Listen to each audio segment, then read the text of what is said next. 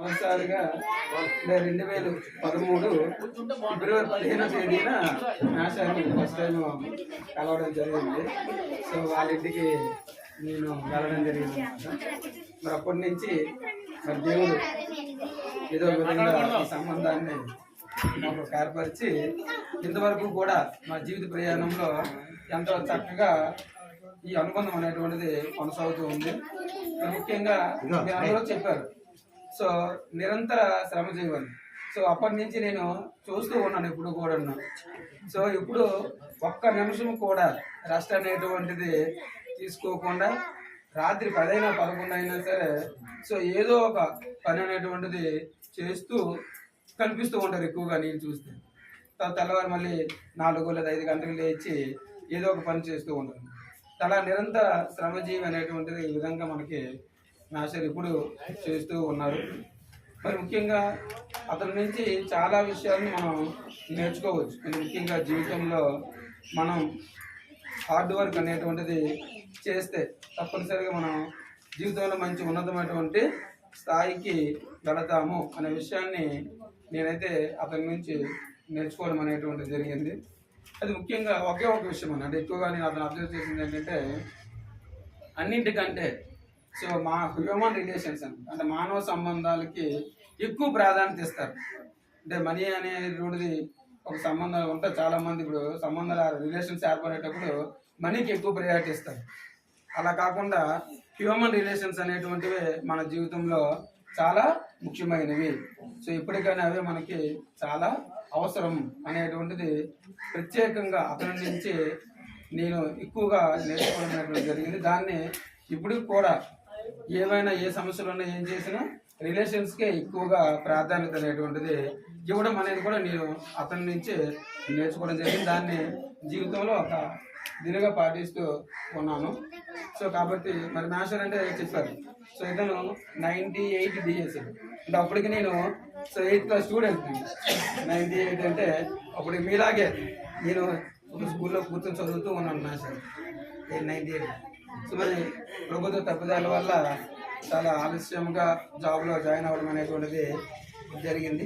మరి తర్వాత స్కూల్ అనేటువంటిది వచ్చి పిల్లలకు కూడా చాలా అంటే ఎక్కువగా అతనికి టీచింగ్ అంటే చాలా ఎక్కువ ప్యాషన్ అండి. అంటే మన మాటల్లో కూడా నేను చాలాసార్లు చూశాను.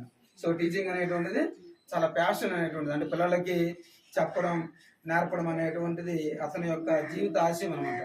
దాన్ని మరి దేవుడు కూడా తన జీవితంలో ఒక అవకాశం కల్పించాడు. సో అది ఇంతవరకు కూడా చాలా విజయవంతంగా పూర్తి చేయడం అనేటువంటిది జరిగింది. సో మరి తదుపరి జీవితం కూడా చాలా ఆనందంగా సంతోషంగా కొనసాగాలని కోరుకుంటూ నాకు అవకాశం ఇచ్చినటువంటి అందరికీ కూడా ప్రత్యేక నమస్కారాలు తెలియజేసుకుంటూ పిల్లలందరికీ కూడా నా శుభాశీస్సులు. అయితే సామూర్తి మాస్టర్ గారు నాకన్నా ముందే ఇక్కడ రావడం జరిగింది. సైకిల్ 1, సైకిల్ 2లోని మా ఇద్దరు కంబైన్కి వచ్చాం అనమాట. అప్పుడు ఫస్ట్ నేను కూడా ఇక్కడ వర్క్ అడ్జస్ట్మెంట్ అమ్మాయి వలస నుంచి ఇక్కడికి వచ్చాను వర్క్ అడ్జస్ట్మెంట్ పై. అయితే మాస్టర్ని ఫస్ట్ మేము ఎంఆర్సీలో చూడడం జరిగింది. ఎంఆర్సీలో చూసినప్పుడే నేను ఆయన చూడగానే ఫస్ట్ అనుకున్నాను ఈయన ఏదో స్కూల్ హెచ్ఎం అనుకున్నాను ఫస్ట్. ఆయన చూడగానే ఆ రోజు నాకంతా హావభావంతో కనిపించారు. తర్వాత మళ్ళీ నేను ఆ స్కూల్ కోరుకున్న తర్వాత మాస్టర్ కూడా కోరుకున్న తర్వాత మాస్టర్ చెప్పారనమాట, ఇలాగా కాలం రాజు పెట్టారంటే అనుకున్నాం. ఆ విధంగా మొట్టమొదటి పరిచయం అనేది మాస్టర్తో అయ్యింది. అయితే మాస్టర్ మా అందరికంటే ఒక విధమైన సీనియర్. ఆయన 98లోనే యాక్చువల్గా ఉద్యోగం రావాల్సింది, కానీ కొన్ని కారణాల వల్ల గవర్నమెంట్ కొన్ని నిర్ణయాల వల్ల ఆయన ఉద్యోగంలో మాకన్నా కొద్ది లేట్గా జాయిన్ అయ్యారు. కానీ యాక్చువల్గా మా అందరికంటే ఆయనే ఇక్కడ ఒక విధమైన సీనియర్ అన్నమాట. అయితే ఆయన జీవితం ఎక్కడైతే ఉద్యోగం రాలేదని ఎక్కడ నిరాశ పడకుండా జీరోతో ప్రారంభమయ్యి ఈ రోజు మా అందరికీ కూడా రోల్ మోడల్గా నిలుస్తూ హీరోలకు మారారు. ఎందుకంటే ఎక్కడైనా మనం ఎంతకు మాస్టర్ చెప్పినట్టుగా ఎక్కడైనా ఎవరికైనా ఒక సందర్భంలో మనం ఉద్యోగం రాలేదని ఎక్కడ నిరుత్సాహపడకుండా ఆయన ఒక మార్గాన్ని ఎంచుకోవడం జరిగింది. ఆ మార్గం ద్వారా ఈరోజు ఒక క్రమశిక్షణతో ఒక పట్టుదలతో ఉద్యోగం రాకపోయినా నిరుత్సాహం చెందకుండా ఆయన ఈ రోజు ఒక ఉన్నతమైన జీవితాన్ని గడుపుకొని ఉద్యోగం రాకపోవడం కాదు, అవసరమైతే నేనే కొంతమంది ఉద్యోగాలు ఇస్తే స్థాయికి ఆయన వెళ్ళడం జరిగింది.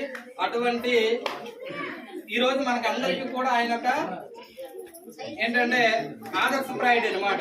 ఆ విషయంలో మనం ఎక్కడ కూడా మనకి ఈ రోజు చిన్నది ఏదైనా లోపం వస్తే అక్కడ ఆగిపోతాం.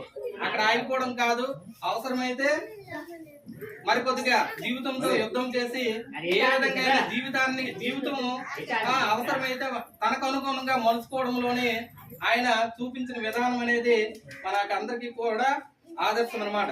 కానీ ఆయనకి ఇక్కడ ఒక విధంగా రెండు ఉద్యోగాలు అన్నమాట. ఇక్కడ ఒక ఉద్యోగం ఆయన ఓన్ గా నిర్మించుకున్న ఒక ఉద్యోగం. ఆ రెండు ఉద్యోగాలను కూడా ఒక విధంగా సాటిస్ఫై చేస్తూ రెండింటిని కూడా నడపడం జరిగింది. అయితే మరి ఈ రిటైర్మెంట్ అనేది ఎవరికైనా మరి తప్పదు. ఆయన చూడడానికి మ్యాచర్లు అందరూ చెప్పినట్టుగా ఎంత యంగ్ లుక్ లో ఉన్నా సరే మరి ఏజ్ అనేది అది ఏజ్ అనే నెంబర్ అనేది ఊరుతుంది. కాబట్టి మరి ఆ ఏజ్ వచ్చినప్పుడు మరి తప్పనిసరి పరిస్థితిలో మనం ఈ పదవి విరమణ అనేది పొందవలసి ఉంటది. ఏది ఏమైనా సరే ఆయన యొక్క ఎన్నుకున్న రంగంలో ఇంకా కూడా అభివృద్ధిలో ముందుకెళ్తూ ఆ దేవుడు ఆయనకి ఆయుర ఆరోగ్యాలు ప్రసాదించాలని కోరుకుంటూ ఈ అవకాశం ఇచ్చినందుకు ధన్యవాదాలు తెలుపుకుంటున్నాను. మా నాన్నగారు రిటైర్మెంట్ అంటే అతను నమ్మలేకపోతున్నాం. టైం చాలా స్పీడ్గా అయిపోయింది.